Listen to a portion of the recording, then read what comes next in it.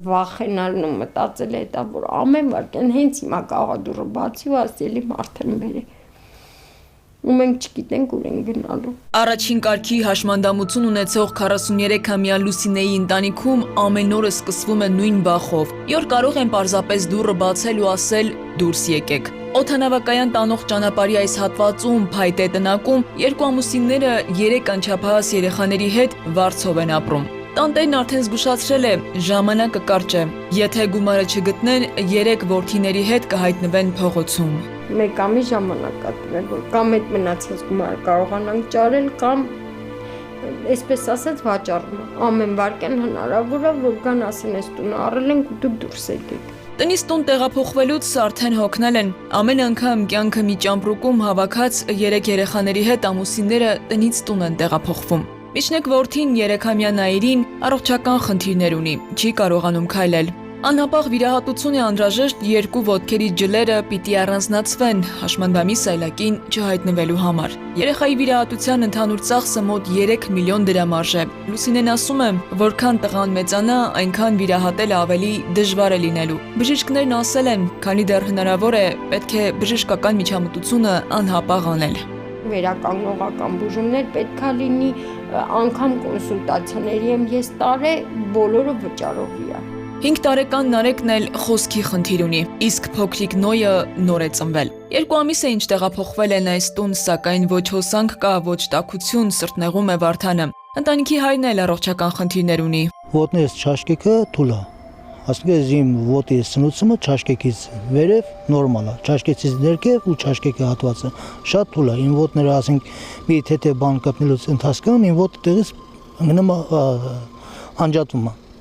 Հետի կարող է տևի մի ժամ, 2 ժամ կամ մի օր։ Մինչև պատուհասած դժվարությունները ինչ որ կերպ հոգացել է ընտանիքի հոգսը։ Ասում է, ամենակարևորը երջանիկ էին։ Երեխայի հիվանդությունն իմանալուց հետո դժվար է եղել միաժամանակ հիվանդ տղային ու կնոջը խնամելը։ Այդ իսկ պատճառով էլ հիմա հիմնական աշխատանք չունի, գումարային լուրջ խնդիրների առաջ են կանգնել ու ստեղծված իրավիճակից ինչ որ կերպ դուրս գալու համար չգիտեն ումից օգնություն խնդրեն։ Վարդանը վաճառելու ոչինչ էլ չունի, երեխան մեծանում է, բայց առողջական խնդիրներն ու ժամանակը չեն սպասում։ Եթե վերահատություն չունի, աստված ոչ ան Լուսինեի կարգավիճակ։ Երեխաս ոչ մի անգամ ոչ մի անգամ ոտը գետնին չի կադնի, կիա խոդով չի կարելի։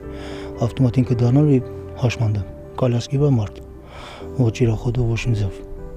Ու ես կյանքամ դա չեմ ցանկանում, թեկուզ իմ կյանքի գնով ված երեխաս պիտի անա ոտի։ Ես չեմ ցանկանում իմ երեխուն իմ կնգայի կարգավիճակ ընտենամ։ Ընտանիքի խնդիրները վերջ չունեն, կնոջ վիճակը գնալով ավելի է վատանում։ Ամուսնու չաշխատելու պատճառով էլ ոչ երեխայի վիրահատության դեղորայքի հարցն են կարողանում լուծել, ոչ էլ սննդամթերքի։ Ընտանիքի ապրուստի միակ միջոցը Լուսինեի 39,000 դրամ թոշակն է ու երեխաների 50 ու 36,000 դրամ նպաստը։ Լուսինեն առանց հենակների չի կարողանում քայլել, տան գործերը ծնկների վրա է անում։ Ամուսինը երբեմն ավտոլվացման կետում օգնական է աշխատում, վիրահատված է։ Իսկ վիրահատության համար պարտքով վերցրած 1 միլիոն դրամը հիմա հարկադիր կատարման մարմնում է, որը վաղուց է կրկնապատկվել։ Տան վարձը 150,000 դրամ է, չեն կարողանում տան վարձը տալ ու նաև երեխայի բուժման գումարը հավաքել։ Այդ խոնավությունը, որ ավտոմատից վավշե չի կարելի, բայց այսօր ոչ մեկը պարտավոր չի ուրիշ երեխեքին պահի։ Պարտավոր եմ երեխայիմ հետ գցել ու պարտավոր եմ երեխեքի սնունդը ու հացը ջուրը հասցնել։ Դե գնալուց էլ ասենք օրինակ մեքենան լվանում են, որտեվ ինքը ջրի հետ կապված չի կարում, միանգամից sense ոնց որ ոտքերը միանգամից քարանա։ Մեքենան լվանում են, ինքը ընդհանրում են չորացնում է կամ պիլասոս անում։ Այդ էլ ամեն մեքենայից մի 500 դրամ,